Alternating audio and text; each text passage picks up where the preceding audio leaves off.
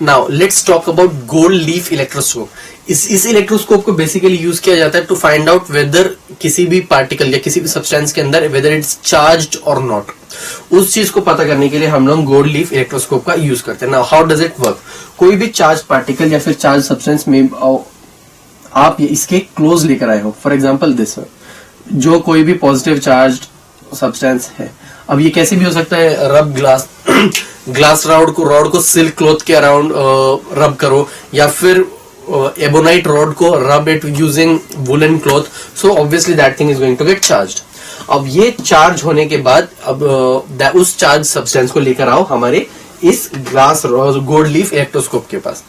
Now इसका ये होता है इसका construction. It has 4 components mainly. First is metal disc, second one is copper rod, third one is this cork stopper जो इस बीकर को या फिर जो भी इस मटेरियल है जो बीकर है उसको कवर करने के लिए यूज होता है, एंड अ गोल्ड लीफ जो इसके अप लास्ट जो एंडिंग है वहां पर लगाया जाता है। अब जिस मोमेंट पे ये चार्ज पार्टिकल कांटेक्ट में आता है मेटल डिस्क के, तो ये मेटल डिस्क भी चार्ज हो जाती है वाया दैट चार्ज पार्टिकल। अब ये पूरी मेटल डिस्क चार्ज होते होते यहाँ पर गोल्ड लीफ को भी चार्ज कर देती है। फॉर एग्जाम्पल अगर ये पॉजिटिवली चार्ज हो गया तो ये भी पॉजिटिवली चार्ज है, ये भी पॉजिटिवली चार्ज है, तो ये जो गोल्ड लीफ होते हैं ये एक दूसरे को रिपेल कर देते हैं, मतलब कि ये दूर चले जाते हैं एक दूसरे के।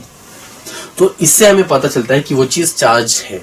अब ऑब्वियसली ये चार्ज हुआ है तो फिर टू चेक दूसरे सब्सटेंस को चेक करने के लिए, दूसरे मटेरियल को चेक करने के लिए हमें इसको अनचार्ज भी करना पड़ेगा। अब टू अनचार्ज इट हम इसको ऊपर से टच करते हैं वाया आवर फिंगर, तो वो जितने भी चार्जेस है वो हमारी बॉडी से होते हुए it goes back to the earth, तो इसीलिए ये फिर से अनचार्ज हो जाता है and the gold leaf gets back to its same position. अब ये पॉजिटिव चार्ज की जगह आप नेगेटिव चार्जेस भी ले सकते हो। Same process is going to be repeated and this is how gold leaf electroscope works. Now talking about charges, there is one very common phenomenon that we have viewed obviously have seen but have never noticed or tried to find out कि ये क्यों होता है। So let's talk about it, and that phenomenon is lightning.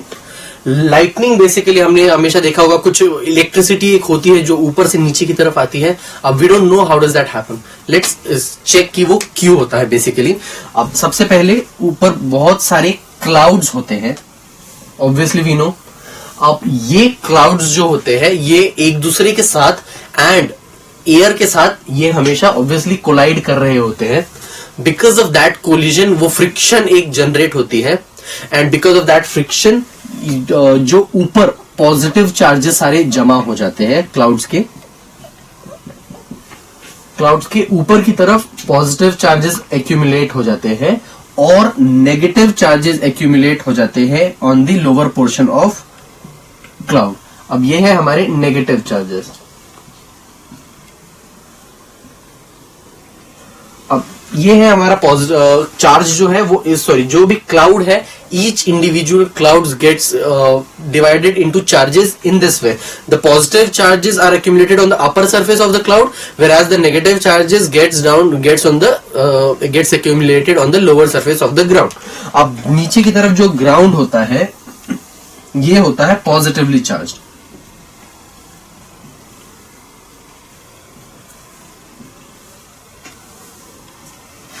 अब मैं मान रहा हूं कि ये नीचे पॉजिटिवली चार्ज है। वी नो कि कोई भी पॉजिटिव चार्ज और नेगेटिव चार्ज एक दूसरे को अट्रैक्ट करते हैं। सो अब ये जब at the point when the charges on the negative charges on the cloud exceeds too much, जब वो जो नेगेटिव चार्जेस वो बहुत ज्यादा एक्सीड हो जाते हैं to as much as the cloud is not going to be able to hold that charge, कि इतना एक्सीड हो जाए that the cloud should not be able to hold that charge, तो उस obviously because of friction, तो उस point पे जो ये चार्जेस जो है ये नेगेटिव चार्जेस को अट्रैक्ट करवाता है पॉजिटिव चार्जेस की तरफ और इलेक्ट्रिसिटी जनरेट हो जाती है, और इस तरीके से देयर इज लाइटनिंग। और ड्यूरिंग दिस जब ये होता है तो उस टाइम पे there are 3 types of energies जो बीच में होती है। There is light energy, there is heat energy and there is sound energy. ये तीनों चीजें एक साथ आती है through in the form of electricity from clouds to ground, or this is the mechanism, or this is how this thing takes place. There obviously has to when the lightning strike, there obviously has to be some positive and negative effects of that lightning. Let's first check what are the positive effects of lightning.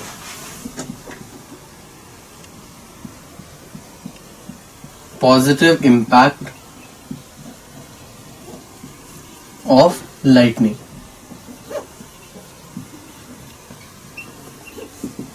अब there is one thing that we know कि air के अंदर बहुत सारा nitrogen present होता है. अब whenever there is lightning, whenever the lightning strikes, there is huge amount of energy जो एयर के अंदर आती है. वो उस एनर्जी की वजह से जो नाइट्रोजन है, it gets converted into nitrites and nitrates. It gets converted into nitrates and nitrites.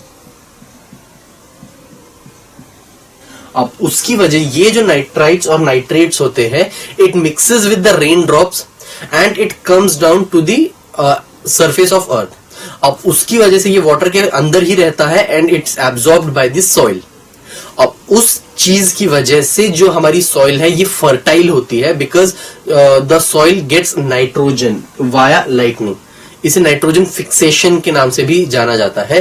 There is one more profit that we get, one more advantage that we get via lightning, that is the formation of ozone.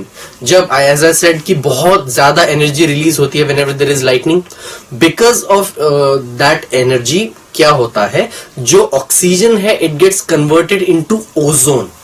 Ozone होता है,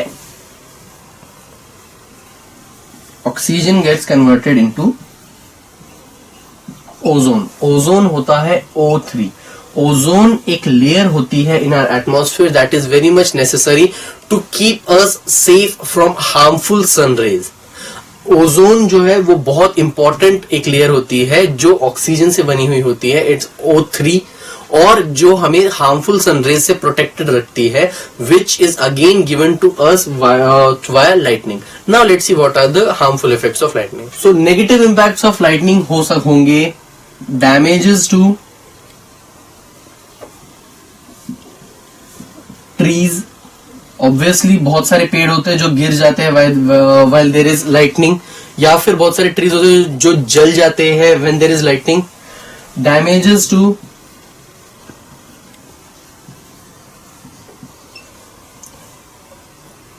properties.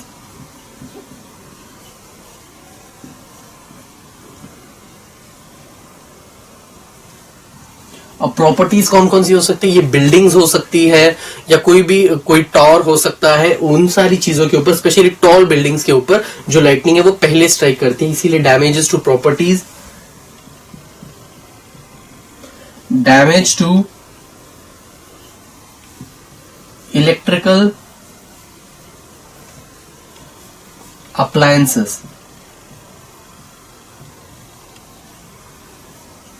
मतलब जितने भी electrical appliances है obviously उन पे भी impact पड़ेगा. If there is strong lightning on any building, तो स्ट्रॉन्ग चांसेस है कि जो इलेक्ट्रिकल अप्लायंसेस है उन पे भी एक इफेक्ट पड़े, because of the charge that is being produced और being thrown to the surface via lightning और ड्यूरिंग लाइटनिंग. तो इस पे भी एक इम्पैक्ट पड़ता है. सो ये सारे डैमेजेस होते हैं, plus damages to life.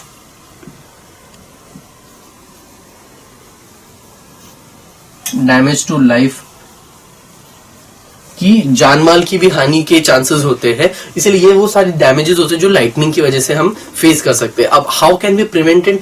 There are several measures that can be taken to prevent ourselves from lightning. की we should not stand under any conductor. First of all, हमें किसी भी ट्री या फिर किसी भी टॉल चीज के नीचे नहीं खड़ा होना चाहिए whenever there is raining या फिर whenever there are scopes of lightning, क्योंकि जो लाइटनिंग होती है वो उन जगहों पे पहले स्ट्राइक करती है. वी शुड ऑलवेज मेक, क्योंकि वो चांसेस है कि अगर हम किसी टॉल चीज के नीचे खड़े रहेंगे तो वो चीज हम पे गिर जाएगी. We should try to wear insulators during the days of lightning or during the days of rainy seasons. तो और प्लस जो घर के अंदर जो है हमें कुछ ऐसे अप्लायंसेस लगाने चाहिए ताकि लाइटनिंग उस पर स्ट्राइक करे और डायरेक्टली अर्थ तक पहुंचा सके हम उसे. Now what are those appliances? Let's see. Now I just told you about a device that we should be fix on tall buildings जो directly electricity को ground तक पहुंचा सके. Now those devices are known as lightning conductors. Now what is the use of a lightning conductor? Lightning conductor सबसे पहले तो tall buildings के topmost part पर लगाया जाता है ताकि जो इलेक्ट्रिसिटी है उसे कंडक्ट करके डायरेक्टली ग्राउंड तक पहुंचाया जा सके. Now if lightning conductor is applied on any building, तो उसके आसपास का जो एरिया होता है वो भी सेफ रहता है from any kind of danger और from any kind of hazard from the lightning. अब ये काम कैसे करता है? अब लाइटनिंग कंडक्टर का जो टॉप मोस्ट पार्ट होता है वो एक फोक के फॉर्म में होता है, और ये क्या, जो whenever a cloud passes through the top of the building, ये उस क्लाउड के चार्जेस को अट्रैक्ट करता है. ना अब उस अट्रैक्शन की वजह से ऑब्वियसली इलेक्ट्रिसिटी फॉल होती है, लाइटनिंग फॉल होती है उसके टॉप मोस्ट पार्ट पर. उस लाइटनिंग को वो from its tip of the end वो एक कॉपर स्ट्रिप के थ्रू पहुंचाता है ग्राउंड तक. अब ग्राउंड के ऊपर इसमें कनेक्टेड होता है एक कास्ट आयरन प्लेट, कोल और सॉल्ट. तो इसके लिए उससे ये लोग पूरा जो ग्राउंड का जो लेयर है वो फिल करके रखते हैं. कोल, सॉल्ट और कास्ट आयरन प्लेट से पे आकर वो जो कॉपर स्ट्रिप है वो कनेक्ट होती है. इसमें कई बार वाटर को भी डाला जाता है ताकि जो भी चार्जेस आए उसको इंस्टेंटली ग्राउंड के अंदर स्प्रेड किए जा सके. तो लाइटनिंग जो है वो कॉपर स्ट्रिप से होते हुए थ्रू कास्ट आयरन प्लेट पे आती है. कास्ट आयरन प्लेट के नीचे होता है कोल, सॉल्ट एंड समटाइम्स वाटर. तो अब वो जो चार्जेस है वो कास्ट आयरन प्लेट से नीचे की तरफ जाके इंस्टेंटली ग्राउंड में स्प्रेड होना शुरू हो जाता है, और इसीलिए जो बिल्डिंग है या आसपास का एरिया भी जो लाइटनिंग है उससे सेफ हो जाता है. And this is how a lightning conductor